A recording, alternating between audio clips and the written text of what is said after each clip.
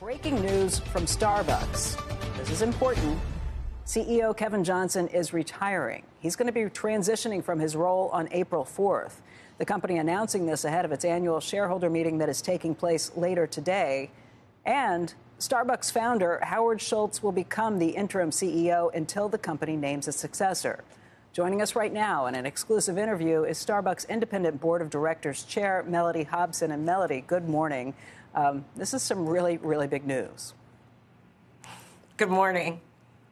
So what happened? Why is Kevin standing down? I think that comes as a huge surprise to investors, to anybody who's been watching the company.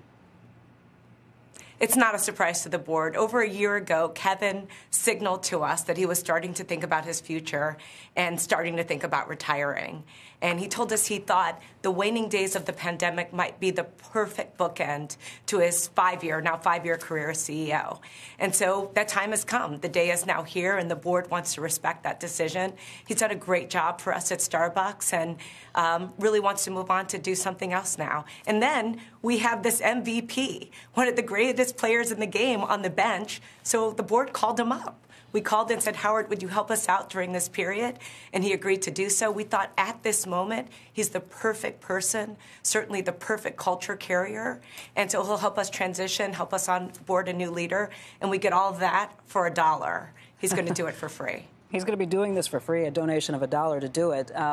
Look, Kevin Johnson, under his tenure, it's been a very impressive stock, up more than 41%. But under Howard Schultz, the stock price was up by 21,000%. And the stock right now up by about 6% on this news. It has to be because Schultz is coming back in.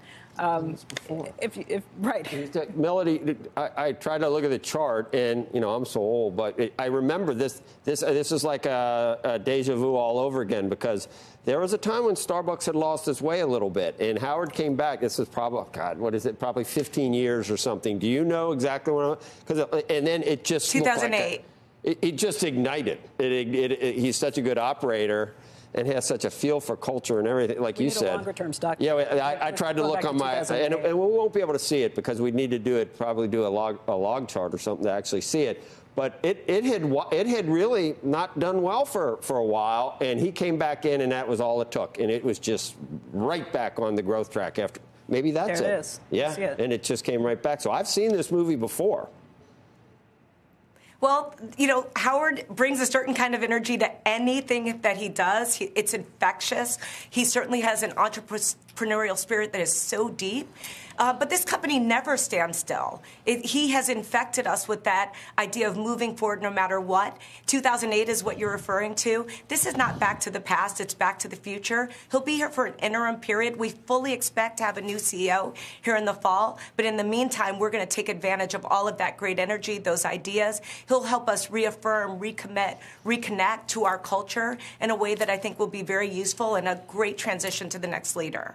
Melody, if you knew a year ago that Kevin was going to be stepping down, why not start the search for a new CEO already? Or was this a situation where you thought, we want to have Howard back in the chair? Well, we had no date certain, first of all. The Howard idea did not come up last year. It was very recent. And I would say that, remember, we're looking for a CEO during a pandemic.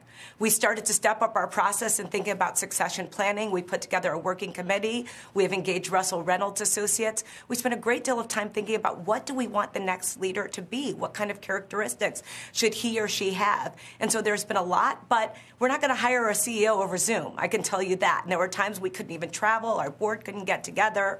We have board members who are all over the world. There's a lot. And there have been fits and starts, but we've been on a path. And this is not news to us. We've been very deliberate, thoughtful, and considered all of our options in this process. If you're anticipating that you will have a new CEO by the fall, what will Howard's role be beyond that? Is he going to be working with this new CEO? Will he be spending time kind of training them, showing them the ropes, teaching them the culture? certainly that's something that we want, and that's what we've asked him to do, and he said yes, which is great. We want him to help onboard that next leader. He'll join our board again and be a voice, I think, which will be very, very helpful. We want to lean on all of Howard's expertise and all of his brilliance. And again, he said yes, and we want a leader that wants to tap into that. We have a great slate of candidates. People want this job, and we're fully confident we'll have a new leader in the fall. Shepard Smith here. Thanks for watching CNBC on YouTube.